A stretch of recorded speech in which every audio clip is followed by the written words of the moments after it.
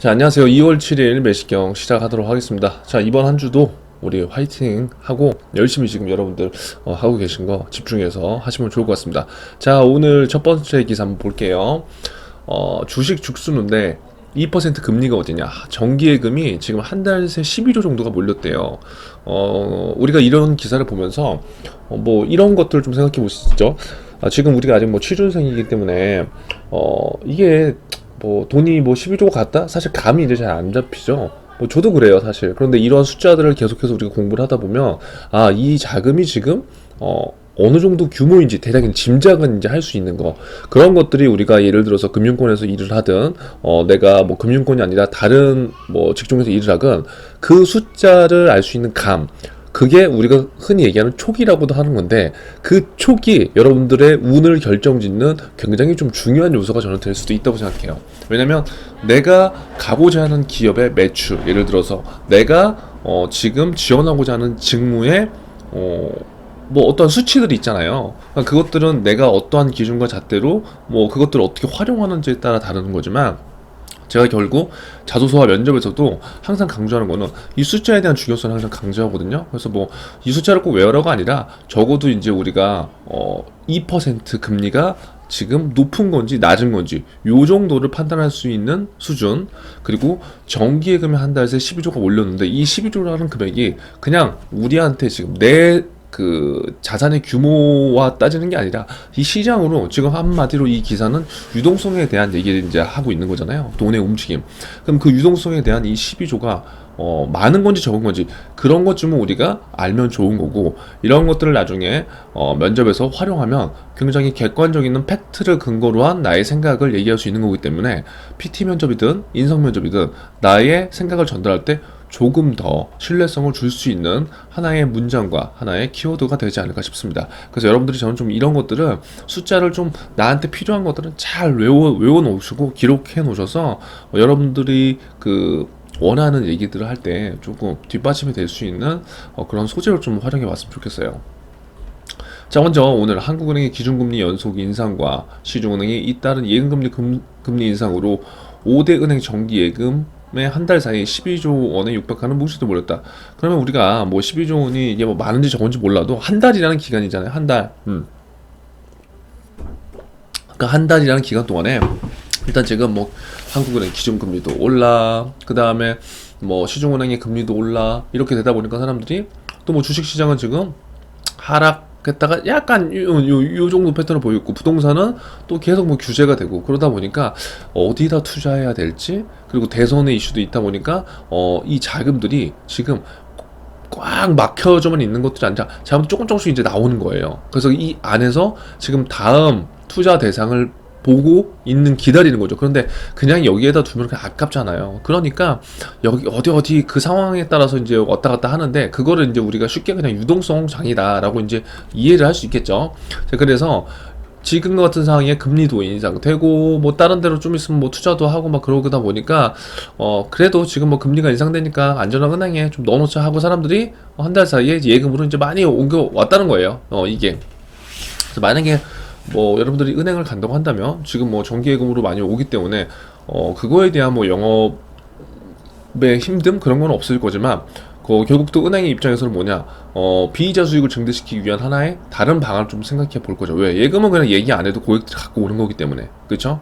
그래서 그런 것들, 그 비이자 수익에 대한 그 종류들 뭐가 있을지, 그러면 고객들이 이러한 예금을 갖고 왔을 때 금융인으로서 어떠한 투자 상품을 고객들한테 전달할 수 있을까, 이런 것들을 생각해 보는 것도 하나의 좋은 여러분들이 갖게 될 뭐 사고가 될 수 있겠죠. 자, 그리고 주식, 암호화폐 시장 등이 계속 불안한 흐름을 보이니까 또 그 가운데 예금금리가 오르니까 다시 정기예금으로 지금 컴백을 하고 있다. 그러니까 이러한 흐름들이요 계속 반복이 돼요. 계속. 그러니까 기사를 여러분들이 3달만 제대로 봐도요 이 사이클이 정말 비슷비슷한 게 많아요. 그러니까 이때 이랬다가 또 아니다가 또 똑같은 거 또 이랬다가 반복이 되는 거예요. 자, 5일 5대 시중은행에 따르면 하여튼 결론은 뭐예요? 약 12조 원이 증가했다. 시중은행 관계자는 한국은행 기준금리 인상 이후 은행들이 금리를 비교적 큰 폭으로 올린 반면 자산시장을 조정을 받으면서 정기예금에 돈이 많이 몰렸다고 했는데, 여기서 제가 지난번에 한번 설명을 분명히 드렸을 거예요. 처음에 시중은행 금리가 무조건 높았나요? 아니에요. 처음에 기준금리가 올라갔고 처음 반응한 게 뭐죠? 대출금리, 여신금리가 올랐어요. 근데 많이 올랐죠. 그쵸?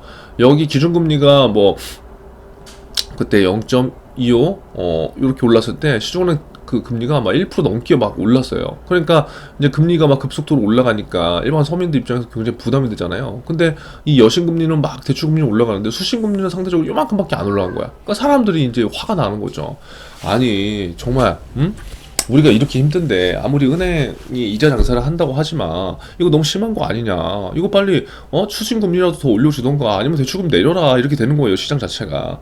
그래서 어떻게 됐어요? 이게 여론이 또 이렇게 되다 보니까 뭐 지난번에 그 금융 어디서 했는지 정확히 모르겠는데, 하여튼 소집을 했죠. 금융당국에서 소집을 해서 각 은행에 이제 이런 것들을 얘기를 한 거예요. 지금 현재 상황이 이렇게 되고 하니까 알아서도 돼. 하니까 이제 은행들도 어떻게 돼요? 또 따라야 되겠죠. 그래서 그 이후로 이제 은행들이 금리를 올리는 거예요. 사실 뭐 자발적으로 사실 올리는 그런 상황은 아니었어요. 하지만 결국 지금 시중은행 관계자가 얘기한 거는 우리가 이 말은 알아둘 필요가 있다. 왜냐? 지금 시점에서 왜 지금 정기예금에 돈이 많이 몰리냐? 아까 말씀드린 지금 유동성 시장이고 또 금리가 상대적으로 오른 이러한 시장이기 때문에 한마디로 정리를 하자면 예를 들어서 면접에서 왜 지금 금리가 인상됐다고 생각하나요? 이런 질문을 우리가 받을 수 있잖아요. 그럴 때 제가 오늘 했던 내용들을 잘 정리를 해서 여러분들이 뭐 스크립트를 만들 필요는 없고요. 구조만 잡아서 얘기하는 연습들을 한다면 이 오피니언을 갖고도 면접 연습을 충분히 그 다음에 심도 있게 할 수 있습니다. 자, 실제 하는이 지난해 11월과 지난달 기준금리를 각각 0.25 올리면서 시중은행은 매번 0.4 예금리 인상했다. 제가 얘기한 건 그대로 나오잖아요. 그쵸? 그리고 어쩌고저쩌고 됐다. 이런 거예요. 자, 반면 높은 대출 금리와 다시 볼게요. 반면 높은 대출 금리와 강화된 대출 규제로 B2 영끌 수요가 줄면서 5대 은행 가계대출 잔액은 8개월 만에 줄었다.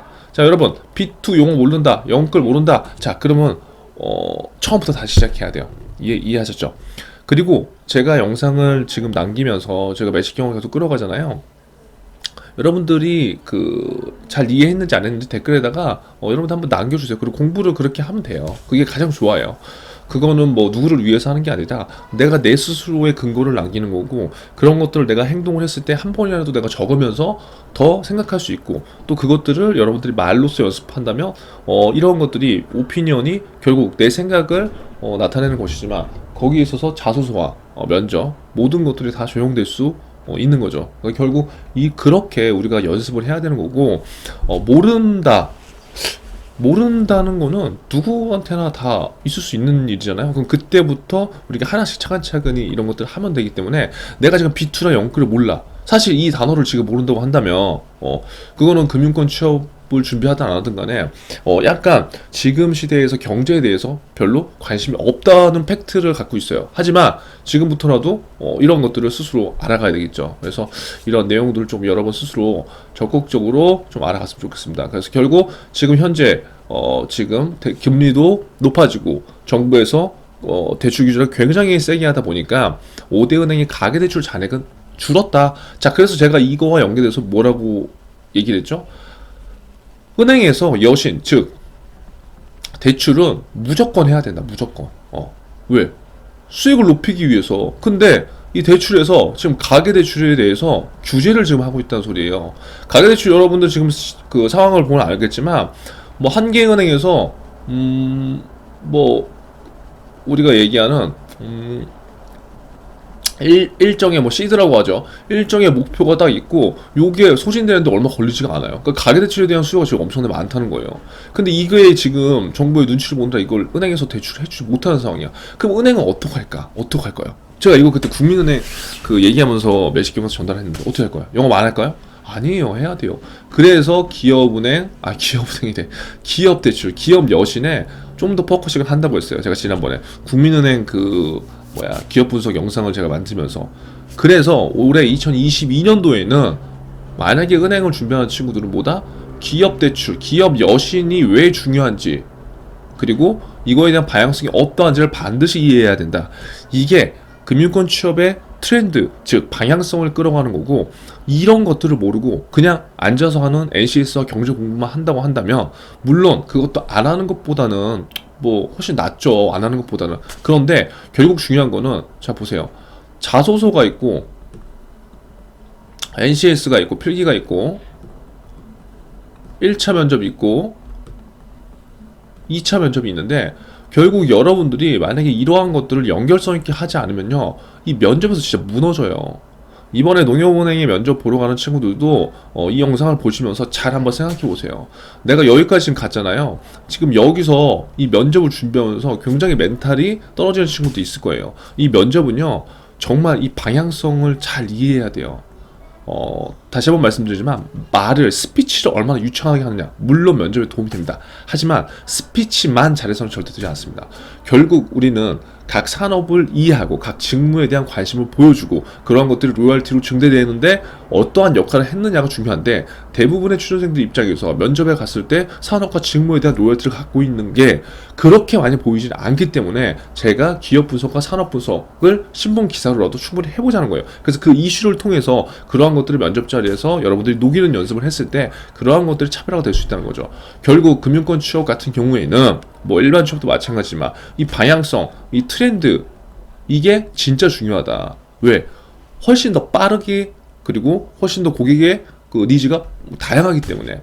그래서 그러한 수요들을 파악하고, 왜 지금 여신 중에 기업 여신이 중요한지, 수익을 기업 대출을 왜 내야 되는지, 그리고 앞으로 가계대출이 이렇게 계속적으로 됐을 때 그럼 어떻게 나는 세일즈를 할 것인지, 그러한 것들을 내가 스스로 고민해 보면서 면접 질문에 들어갔을 때 이런 것도 대비하는 거죠. 그리고 또 한 가지, 뭐 면접 얘기가 나와서 제가 말씀드린 거지만, 지금 농협 면접을 준비하는 친구들 같은 경우에 금융의 지식으로만 여러분들의 그 면접의 결정 지으려고 하시면 절대 안 됩니다. 이건 제가 무조건 면접을, 저랑 같이 모의 면접을 한 친구들한테 얘기하는데, 금융권 면접이다 라고 생각하면요, 금융 지식으로만 지금 남은 시간 들어가 버려요. 그러면요, 10명 중에 7, 8명 깨질 수밖에 없어요. 왜냐면 지식적인 측면으로 들어가면 그 지식을 누르는 또 다른 지식이 나오면 나는 지게 돼요, 이게. 그래서 오늘은 더 이상 뭐 시간이 없기 때문에 제가 다시 한번 요거에 관련된 그 말씀 한번 전달드리고요. 아무쪼록 오늘도 제가 뭐 한 4개의 지금 기사를 갖고 왔는데, 뭐 하나의 기사를 지금 하다 보니까 또 다 끝났죠. 그래서 이거 매식경을 제대로 하려면 진짜 라이브를 해서 꾸준하게 하루에 한 3-40분은 해야 되는데, 좀 안타까움이 있습니다. 그래서 아무쪼록 여러분, 오늘 요 기사 첫 페이지만 봤는데요, 카페에서 제가 맨날 올려드리는 거 있죠. 요런 기사 정도는 보세요. 요런 기사 정도는 보시고, 제가 봤을 때 여러분들이 지금 일반이 아니라 여러분들 취준생 입장에서 이런 것들을 좀 보고 해석하면 이렇게 해석하면 좋겠다라는 기사들이니까, 이러한 것들은 적어도 우리가 알고 있으면 좋을 것 같습니다. 그래서 아무쪼록 오늘 화이팅 하시고요. 여러분들 오늘 내용 정리한 거 댓글로 남겨주시기 바랍니다. 오늘도 행복하세요.